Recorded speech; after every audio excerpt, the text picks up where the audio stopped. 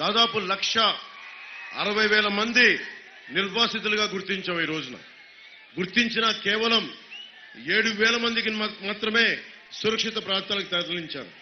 మిగతా వాళ్ళందరికీ ఇల్లు వాకిలు లేకుండా, సరైన వస్తువులు లేకుండా, డ్రైనేజీలు లేని టౌన్షిప్స్ లో, సరైన వస్తువులు లేని టౌన్షిప్స్ లో చాలా ఇబ్బంది పడతా ఉన్నారు.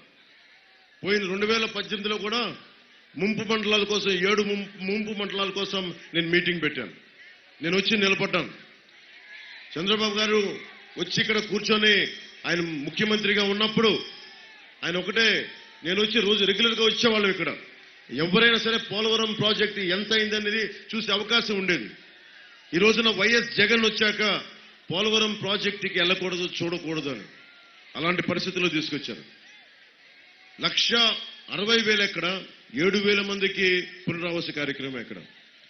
నాకు కరాటం రాంబాబు గారు ఒకటే చెప్పారు, పట్టుపట్టి నువ్వేం చేస్తావో తెలియదు కళ్యాణ్ గారు, నువ్వు వచ్చి పోలవరం జనసేన తీసుకోవాలి. ఎందుకు తీసుకోవాలో కూడా ఇదే చెప్పారు. ఎందుకు తీసుకోవాలి అంటే నీకు ప్రధానమంత్రి గారితో సాన్నిహిత్యం ఉంది.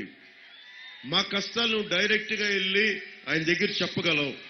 1,60,000 మంది నిర్వాసితులు బాధను చెప్పగలవు. ఇది కష్టపడి పనిచేద్దాం. నువ్వు పోలవరం జనసేనకు తీసుకుంటే అటు గోపాల్ నగరం కానీ, మనకి కొవ్వూరు కానీ, మిగతా ఏదైనా సరే మిగతా గ్రామాల్లో మొత్తం కూర్చొని మేము తెలుగుదేశం పార్టీకి మద్దతు ఇస్తాం. నువ్వు పోలవరం మటుకు మీరు చేసుకొని తీరాలి, మీరు నిలబడాలి అంటే నేను అన్ని ఆలోచించి పెద్దలు, పిన్నలు, యువతులు, యువకులు మీరందరూ ఉన్నారు, మీ భవిష్యత్తుకి అండగా ఉండాలని చెప్పి ఈరోజు నేను పోలవరం జనసేన తరపు నుంచి పోటీ చేస్తున్నాం. చిర్రి బాలరాజు గారు గాజు గ్లాస్ గుర్తు మీద పోటీ చేస్తున్నారు.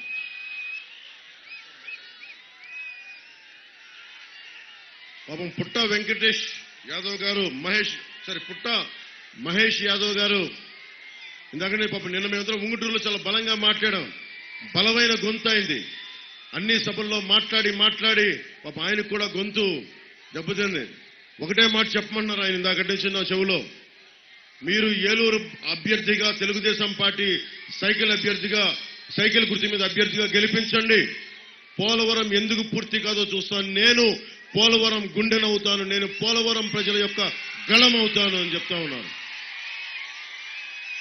వారికి అండగా నేనున్నాను.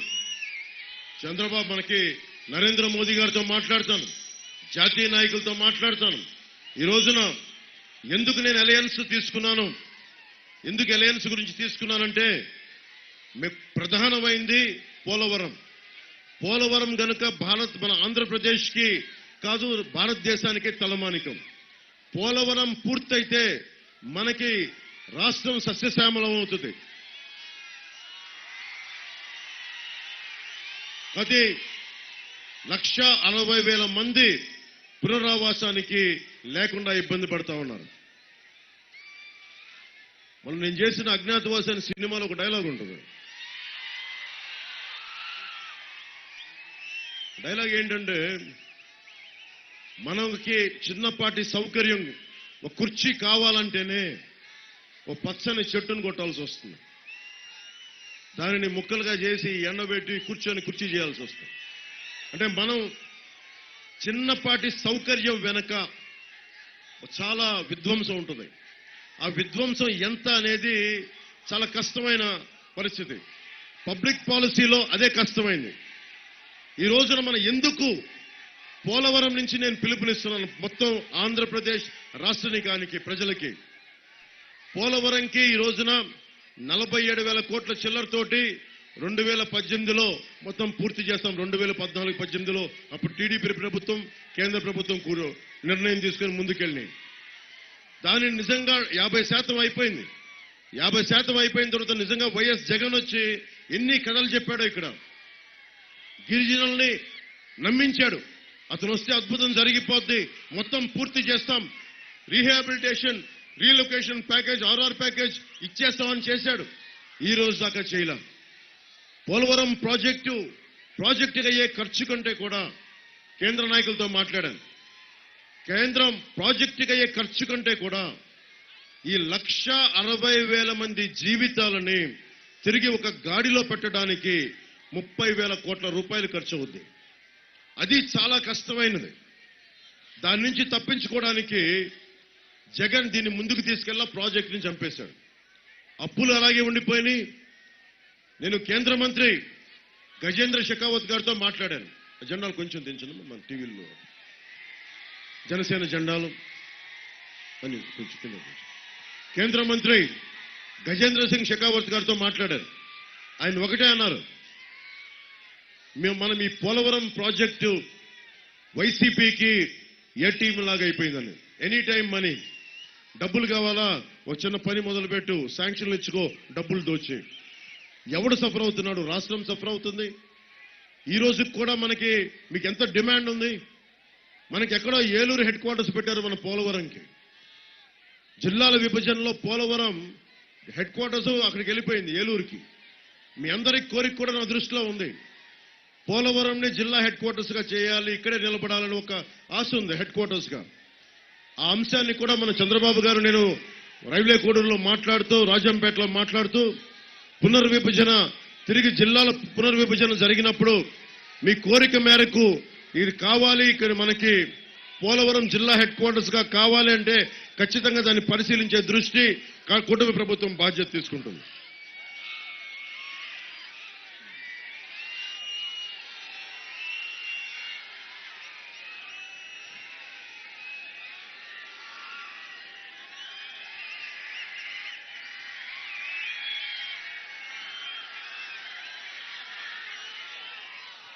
పోలవరం ఎప్పుడవుతుంది అని వాళ్ళ మంత్రి అనిల్ కుమార్ యాదవ్ అడిగితే వెటకారంగా సమాధానాలు చెప్తారు.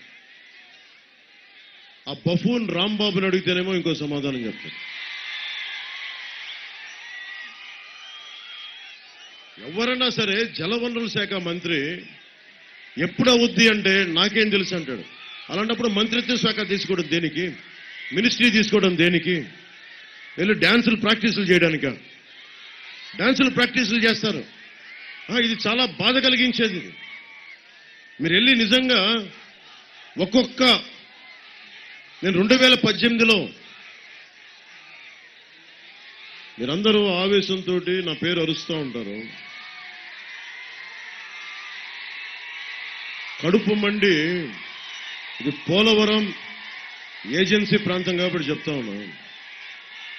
అడవుల్లోకి ఎందుకు వెళ్లాల్సిన అవసరం ఉంటుంది? కష్టాలని ప్రభుత్వాలు తీర్చలేకపోతే, చట్టాలు సహకరించకపోతే మనిషి ప్రత్యామ్నాయ మార్గాలు ఎదుగుతాడు. అందుకని నేను అలాంటి యువత, మీరు కేవలం ఉత్సాహం, కేకలు, అరుపులు అరిస్తే సరిపోద్దు. జన సైనికులు చెప్తున్నారు, అరవండి. అరుపుల వెనక చాలా నిర్మాణాత్మకంగా ఉండాలి. నేను తిరిగాను, మీ వయసులో ఉత్సాహంగా తిరిగా. మన పోలవరం, బుట్టాయిగూడెం, జంగారెడ్డిగూడెం తిరిగాను నేను. కానీ లోపల చాలా నిర్మాణాత్మకంగా ఉండేవాడిని, నేర్చుకుంటా ఉండేవాడిని. ఒక పని చేశానంటే చాలా కన్స్ట్రక్టివ్గా చేసేవాడిని. మన మీద ఉన్న బాధ్యత ఏంటి? ఇక్కడ ఈ రోజున మీరు ఎలాంటి ప్రభుత్వాన్ని ఎన్నుకున్నారు? మీరందరూ 2019లో ఎలాంటి ప్రభుత్వాన్ని ఎన్నుకున్నారు? మీరు ఓట్లు వేసేశారు. ఇదే 2018లో నేను పోలవరం అన్ని మండలాలకి, ముంపు మండలాలకి, అన్ని మండలాలకి వెళ్తే ఎన్ని గ్రామాలు శిథిలం అయిపోయినాయి. ప్రాజెక్టు కోసం ఇల్లు, వాకిలి, తట్టా బుట్టా తీసుకొని వెళ్ళిపోయారు. మన బాధ్యత ఏంటి? ప్రభుత్వం తాలూకు బాధ్యత ఏంటి? అరే కూర్చొని కన్నీళ్లు దొడచాలి కదా. వైఎస్ జగన్ వచ్చాడు రోడ్డు మీద, తండ్రి లేని బిడ్డని అని. అరే ఊళ్ళు లేని బిడ్డల రోడ్ల మీద 1,60,000 మంది తిరుగుతా ఉన్నారు మనకి పోలవరంలో. తండ్రి లేని బిడ్డ అంటాడు మాట్లాడితే. 1,60,000 మంది చెట్టుకొకళ్ళు, పుట్టకొకళ్ళు అయిపోయారు. ఇప్పుడు కేంద్రం ఒకటే ఛాలెంజ్ ఇక్కడ పోలవరం ప్రాజెక్టుకి. వాళ్ళు ఒకటే చెప్పారు నా కేంద్ర నాయకులు, ప్రాజెక్టు ఫినిష్ చేయడం మేము చేసేయగలం, చేసేస్తాం. కానీ ఆర్ఆర్ ప్యాకేజ్ ఒక్కటే కష్టమైంది. దానికి మీరు ఏం చేస్తారు? దానికి నేను ఒకటే చెప్తున్నా సమాధానం. మీరందరూ యువత, మెడలపైన మిద్దెలపైన ఉన్న పెద్దలందరూ కూడా ఆలోచించాలి, మహిళలు ఆలోచించాలి. ఈ ఆర్ఆర్కి కావాల్సింది ఎంత డబ్బు? 33,000 కోట్ల చిల్లర అంతే. దాంతో చాలా మ్యాక్సిమం అయిపోతాయి. 1,60,000 మందికి ఆర్ఆర్ ప్యాకేజ్ ఇచ్చేయచ్చు 33,000 కోట్ల చిల్లరతోటి. మీరు ఒకసారి ఆలోచించండి. వైసీపీ ప్రభుత్వ భవనాలకి బ్లూ కలర్ రంగులు వేయడానికి, వాళ్ళ పార్టీ జెండా రంగులు వేయడానికి పెట్టిన ఖర్చు 1,300 కోట్లు. రంగులు తీయాలని కోర్టేస్తే మళ్ళీ తీయడానికి అయిన ఖర్చు 1,000 కోట్లు. ఇక్కడే 2,300 కోట్లు. ఎవరు తిన్నట్టు అది? ఆ డబ్బు ఎవరు తిన్నట్టు? ఆ డబ్బు మద్యం. పాపం కరణం రాంబాబు గారు నాకు చెప్పారు, ఆయన తెలిసిన వాళ్ళు ఎవరు ఇంట్లో భార్యాభర్తలు బాధపడుతుంటే ఒకటే చెప్పారు, మందు మన బుట్టాయిగూడెంలో అనుకుంటా దాదాపు 29 మంది 30 మంది చనిపోయారు కల్తీ మందు దాగి. మళ్ళీ వాళ్ళ మీద కేసులు పెట్టారు ఈ వైసీపీ ప్రభుత్వం. అసలు ఈ ప్రభుత్వం చెప్పింది ఏంటి? వైఎస్ జగన్ చెప్పింది ఏంటి? మద్యపానాన్ని నిషేధిస్తామని చెప్పిన వ్యక్తి మద్యపానం మీద ఎంత డబ్బులు సంపాదిస్తున్నాడు? ఎన్ని కోట్లు మద్యపానం మీద సంపాదించేది? ఎన్ని కోట్లు తెలుసా మీకు మద్యపానం మీద సంపాదిస్తుంది? కల్తీ మందు మీద పెద్దిరెడ్డి గారు, మిథున్ రెడ్డి గారు సంపాదిస్తుంది, వైఎస్ జగన్ సంపాదిస్తుంది. మీకు ఎంత తెలుసా? పోలవరం ప్రాజెక్టుకి ఆర్ఆర్ కంటే కూడా చాలా ఎక్కువ 41,000 కోట్ల రూపాయలు మీ రక్తాన్ని అమ్మి మీకు జబ్బులిచ్చి కొన్ని వేల పుస్తలు తెంపేసి ఆడబిడ్డల మెళ్ళ ఉన్న తాళిబొట్లు తెంపేసి 41,000 కోట్ల రూపాయలు సంపాదించారు. అంటే డబ్బు ఉంది. డబ్బుని ఎక్కడ పెట్టుబడి పెట్టాలంటే వాళ్ళకి వెళ్ళిపోతుంది డబ్బు. ఈ రోజున మన మొక్కన డబ్బులు ఇసిరేస్తారు. ఓటుకి 1,000 అంటారు, 10,000 అంటారు, 4,000 అంటారు, కుటుంబానికి 1,00,000 అంటారు. జనం కోరుకునేది ఓటుకి 2,000, 5,000, అది వేరే సంగతి. నువ్వు ఇవ్వాల్సింది మా తరతరాలుగా ఉంటున్న ఊళ్ళలో నుంచి మమ్మల్ని పంపేసే ప్రాజెక్టు కోసమని నువ్వు మాటిచ్చావు ముఖ్యమంత్రిగా. ముఖ్యమంత్రి కాకముందు మాటిచ్చావు, ముఖ్యమంత్రి అయిన తర్వాత మాటిచ్చావు, కానీ ఈ రోజున పట్టించుకోవడం బానేశావు. కానీ మందు అమ్మటమటుకు ఆపలా. మద్యాన్ని నిషేధిస్తానన్న వ్యక్తి ఈ రోజున కూర్చోబెట్టి మద్యాన్ని అమ్ముతా 41,000 కోట్ల రూపాయలు దాని మీద సంపాదించాడు.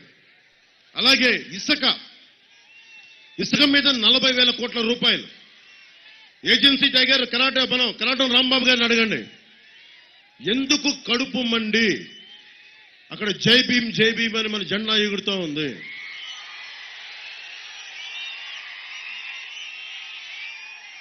తూర్పుగోదావరి జిల్లా నుంచి ఒక దళిత కులానికి చెందిన యువకుడు వేధింపులు గురై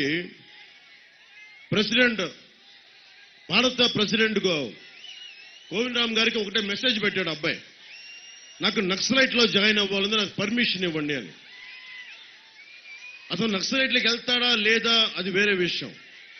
ఎందుకు వచ్చింది కోపం అంటే, వ్యవస్థలు గనక పని చేయకపోతే మంత్రులు కానీ, ముఖ్యమంత్రులు కానీ, అధికారులు కానీ వ్యవస్థలు సహకరించకపోతే మనిషి ప్రత్యామ్నాయ మార్గాలు వెతుకుతాడు. కోపాలు వస్తాయి. ఒకడికి కోపం వస్తే కోపమేది, ఒక సమూహానికి కోపం వస్తే ఉద్యమం అవుతుంది. అది ఎందుకు మనుషులు తిరగబడతారు? ఎందుకు రోడ్ల మీదకి వస్తారు? ఈ రోజున అలయన్స్ అనేది ఒకళ్ళు కాదు, ఒక సమూహం. అది వైసీపీ అనేది ఒకటి వచ్చి అడ్డగోలుగా దోపిడీ చేస్తా ఉన్నారు. మీరు ఆలోచించండి. ప్రకృతి వనరులు ఎవరివి? ఈ చెట్టు పుట్ట ఎవరిది? ఈ నేల నీరు ఎవరిది? మనది. హక్కు మనది. జై భీమ్ అని జెండా పెట్టుకుంటే సరిపోదు. అన్యాయం జరిగినప్పుడు, మానవ హక్కులు ఉల్లంఘన జరిగినప్పుడు ఎదురు తిరగబడకపోతే, అన్యాయాన్ని ప్రశ్నించకపోతే మనం ఎన్ని జెండాలు మోసినా, ఎన్ని ఎజెండాలు చెప్పినా ముందుకెళ్ళలేము. 5 సంవత్సరాలకు ఒక సమయం మీకు. 5 సంవత్సరాలకి మీరు తిరగబడే సమయం ఒకటి వస్తుంది. 13 రోజుల ఎన్నికలు. మే 13కి ఎన్నికలు వచ్చేస్తాయి. మే 13ను మీరు ఏం చేయాలి? మీ భవిష్యత్తును మీరు నిర్ణయించుకోవాలి. నా మనసులో ఒకటే మాట ఉంది. గజేంద్ర సింగ్ షెకావత్ గారు చెప్పినప్పుడు పోలవరం ప్రాజెక్ట్ని కింద మీద పడి అందరూ కలిస్తే పూర్తి చేసేయచ్చు. కానీ మోస్ట్ ఛాలెంజింగ్, ప్రాక్టికల్ గా చెప్తున్నా, ఛాలెంజ్ ఏంటంటే ఆర్ఆర్ ప్యాకేజీ ఛాలెంజ్. 33,000 కోట్లు తీసుకురావడమే ఛాలెంజ్. ముందుగా ఏం చేయాలి? ఈ రాష్ట్రంలో 40,000 కోట్లు 41,000 కోట్లు కరప్షన్ చేసిన వ్యక్తుల్ని ముందు బుక్ చేయాలి. కేసుల మీద వాళ్ళని బుక్ చేయాలి. ఈ రాష్ట్రంలో పొలిటికల్ కరప్షన్ ఆపాలి మొట్టమొదటిగా. ఇది రాష్ట్రం అందరికీ ప్రయోజనకారి కాబట్టి నేను వెళ్ళి నరేంద్ర మోదీ గారిని ఒకటే అడుగుతాను. ఒకటి, మీరు కొంత ఆర్ఆర్ ప్యాకేజీకి మీరు సహాయం చేయండి. R&R ప్యాకేజ్కి 5 కోట్ల మంది ప్రజలకి, పోలవరం 5 కోట్ల మంది ప్రజలకి బెనిఫిట్ అయ్యే ప్రాజెక్టు కోసం 1,60,000 మంది గిరిజనులు, గిరిజనేతరులు నలిగిపోయారు. వారికి ఎలా నిలబడాలి? ఈ ప్రాంతాన్ని అభివృద్ధి చేయాలి. ఈ ప్రాంతంలో ప్రైమరీ హెల్త్ కేర్ బాగుండాలి, హాస్పిటల్స్ రావాలి, యువతకు ఉపాధి అవకాశాలు రావాలి, పరిశ్రమలు రావాలి, ఉద్యోగ అవకాశాలు మెరుగవ్వాలి. ఏదైనా కాంపిటేటివ్ ఎగ్జామ్స్కి వెళ్ళాలంటే మీకు ట్రైనింగ్ సెంటర్స్ కావాలి. ఇవన్నీ కావాలంటే నేను కూటమి ప్రభుత్వం తరపు నుంచి చంద్రబాబు గారికి కూడా ఇదే సభ నుంచి నేను విన్నపం చేస్తున్నా. పుట్ట మహేష్ యాదవ్ గారిని కూడా, ఇక్కడున్న తెలుగుదేశం నాయకులందరికీ కూడా నేను తెలియజేసుకుంటా ఉన్నా.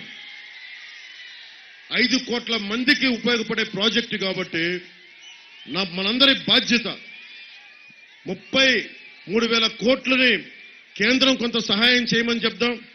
నేను ప్రధానమంత్రి గారిని ఆర్థిస్తాను, అభ్యర్థిస్తాను. నేను స్పెషల్ సెస్ పెట్టాలి.